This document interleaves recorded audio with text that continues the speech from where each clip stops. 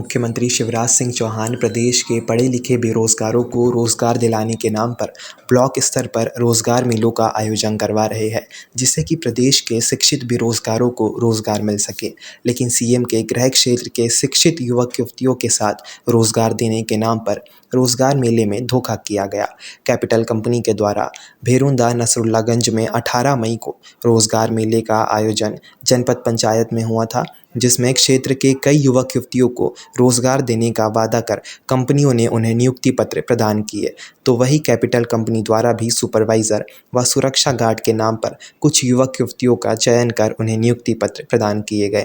हैदराबाद पहुंचने के बाद युवक युवतियों से 7500 रुपये ट्रेनिंग के नाम पर जमा करवाए और उनसे मजदूरों की तरह काम करवाना शुरू किया। बेरोजगार युवक युवतियों ने अपनी व्यथा सुनाते हुए बताया कि सुबह 6 बजे से उन्हें उठाकर पोछा लगवाना, बाथरूम साफ़ करवाना, अन्य साफ़ सफाई का काम व खाने बनवाने तक, यहाँ तक कि तगाड़ी फावड़े का काम भी बेरोजगार युवक युवतियों से करवाया गया। उन्हें घर पर किसी से भी बात नहीं करने दिया जाता था। बेरोजगार युवक युवती रात के अंधेरे में चोरी से भागकर भेरुदा लौटे और परिवार वालों को आपबीती सुनाई। वही एक युवक बीमार पड़ गया, जिसका इलाज तक कंपनी द्वारा नहीं कराया गया। आने के एक दिन बाद उस बेरोजगार युवक की मृत्यु हो गई। परिजनों ने कैपिटल कंपनी पर गंभीर आरोप लगाए हैं। वहीं अब देखने वाली बात यह है कि मुख्यमंत्री शिवराज सिंह चौहान मंचों से मामा अपने भांजे भांजी को लेकर बड़े बड़े दावे करते हैं। कहते हैं कि मेरी भांजी के साथ कुछ गलत हुआ तो 10 फीट ज़मीन में गाड़ दूंगा। वहीं उनके विधानसभा क्षेत्र में बच्चों को कंपनी ने मजदूर बनाकर काम करवाया, जिसका खामियाजा एक युवक को अपनी जान देकर चुकाना पड़ा। अब देखने वाली बात यह होगी कि सरकार ऐसी कंपनी पर किस प्रकार की कार्रवाई करती है। रोजगार देने के नाम पर बेरोजगार का शोषण कब तक होता रहेगा। मेरा नाम नरेंद्र कुमार यादव है और ये मध्य प्रदेश डेयरी राज्य ग्रामीण मिशन जो है, इस पर मैं AVM के पद पर पदस्थ हूँ यहाँ पे, और मैं ब्लॉक प्रबंधक का काम कर रहा हूँ यहाँ। ये जो रोजगार मेले जो लगे थे सिक्योरिटी गार्ड के, ये हर 2-3 महीने में एक बार कंपनी आती है जो कि शासन के द्वारा होती है। इसमें हमको निर्देशित रहता है कि अपन जनपद पंचायत में भी लगा सकते हैं। वो हमने यहाँ पर कैंप लगाया है। अब जैसे इन्होंने जो भी अभी बात बताई है, ये इसके पहले तो कभी हुआ नहीं वैसे, और ना आज तक कोई अभी ऐसे आए हैं। परंतु इन्होंने जब बात रखी है तो मैं मेरे जो उच्च अधिकारी है उनसे भी बात करूँगा, उनसे चर्चा भी करूँगा। और मैंने कल भी इन लोगों से वैसे तो सबसे पहले तो ये है कि जिनके साथ जो दुर्घटना हुई है उसके लिए तो मैं खुद शब्द हूँ कि भाई ऐसे कैसे हो गया करके, ऐसे कैसे मृत्यु होगी उसकी। पर इसमें जो बात आएगी तो हमारे अधिकारी जो ऊपर जो भेजते हैं, जो इनके देख रेख करते हैं, जिनकी डायरेक्ट उस कंपनी वालों से बात होती है, उनसे बात करके इसका अपन समाधान करें। ऐसी कंपनियों के सर ऊपर क्या कार्रवाई की जाएगी? अब इसमें जो भी सरकार के नियम कानून में जो आएगा उसके ऊपर कार्रवाई भी की। सामने वाले की तो मौत हुई बच्चे की, और बच्चे की मौत किस वजह से हुई, क्या हुई, ये तो वो डॉक्टर साहब या जो आएंगे वो बता पाएंगे।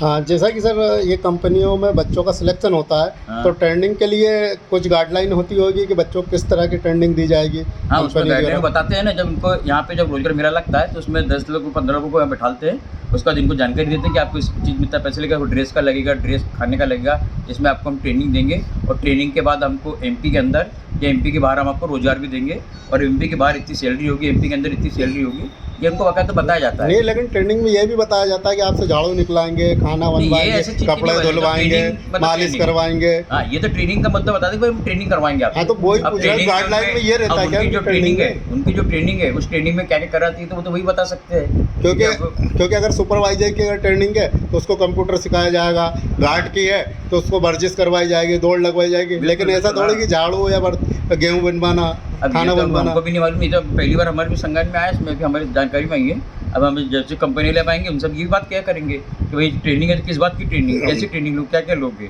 अब जैसे जवान बेटे की मौत हुई है तो उनको भी कुछ मिलेगा, अपराधियों को सजा मिलेगी या? बिल्कुल, उनको जो कंपनी वाले उनके ऊपर तो केस तो होना चाहिए। पर जैसे जो उनका बीमा हुआ है, जैसे बड़ी अच्छी बात बताई उन्होंने भी मेरे को कि उनका 10 लाख का बीमा हुआ, तो अपन उस बीमा लेने के लिए उस परिवार को दिलाने के लिए थोड़ा सा प्रयास कर सकते हैं। जनपद पंचायत क्या कंपनी के ऊपर FIR भी करवाएगी? नहीं, FIR वो मैं बोलता रहा, हमारे उच्च जो अधिकारी है उनसे बात करके फिर हम करेंगे उसमें कार्रवाई।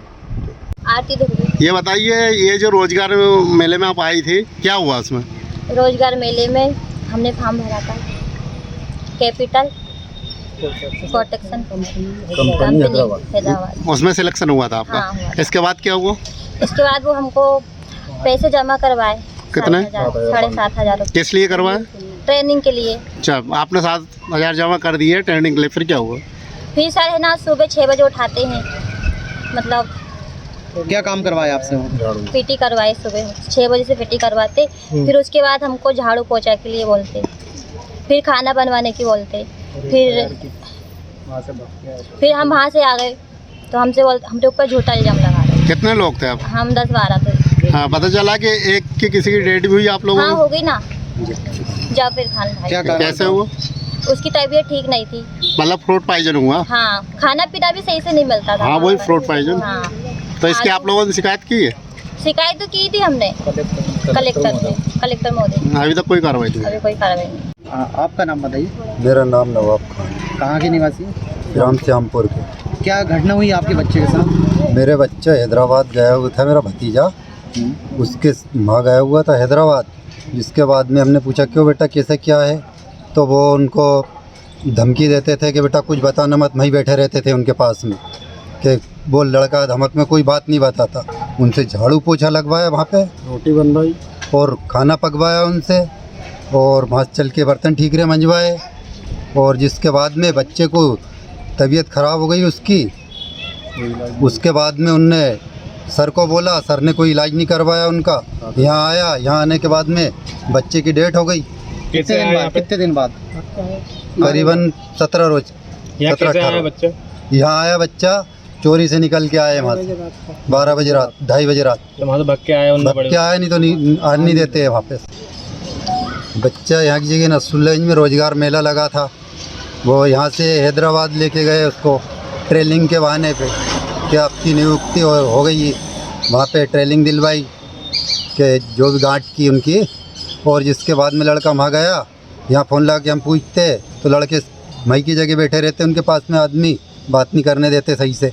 लड़का कहता कि अच्छा हूँ, बुखार भी आई लड़के को, पर उनने कोई इलाज नहीं कराया। क्या काम कराते थे वहाँ पर? वहाँ पे लड़के से खाना पकवाया उन्होंने, झाड़ू पोछा लगवाया, बर्तन मंजवाए, तगारी फावड़े तक ठिकवाए उनसे। बीमार था तो इलाज तक नहीं करवाया? बीमार था, इलाज भी नहीं करवाया लड़के। लड़के से आया आपका लड़का 2:30 रात को भगाया, आने के बाद में की डेट हो गई यहाँ। कितने दिन बाद? 17-18 रोज में लड़का आया,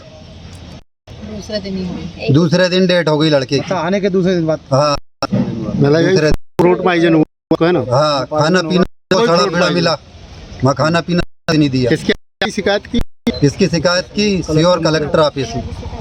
और अभी आप जनपद आए हो? जनपद आए ना, तो यहाँ सीओ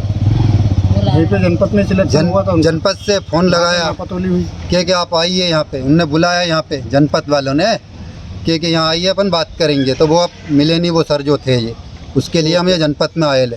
वो क्या बोलता है, यहीं से उनकी नियुक्ति हुई थी, लड़के को यहाँ से पहुँचा।